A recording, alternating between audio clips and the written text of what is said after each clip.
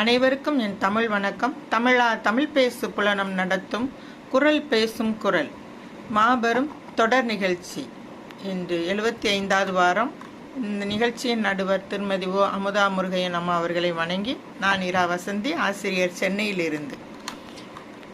அதிகாரம் 38 ஊழ். குரல் எண் 371. ஆ கூழால் தோன்றும் அசைவின்மை கைப்பொருள் போ கூழால் தோன்றும் அடி.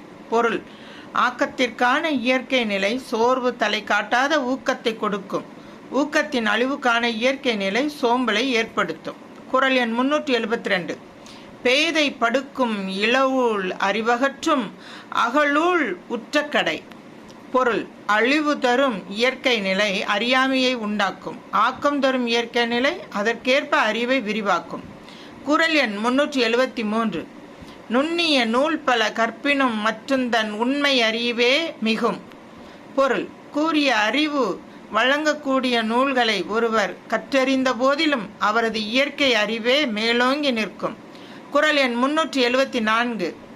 இருவேர் உலக இயற்கை திருவேறு தெல்லியராதலின் வேறு. பொருள்: உலகின் இயற்கை நிலை இரு வேறுபட்டதாகும்.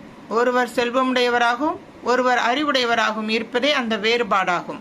குரல் எண் 375.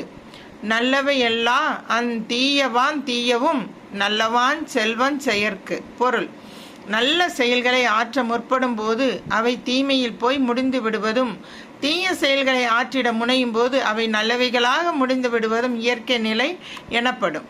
ஐயன் திருவள்ளுவரின் வாக்கு. நன்றி அம்மா.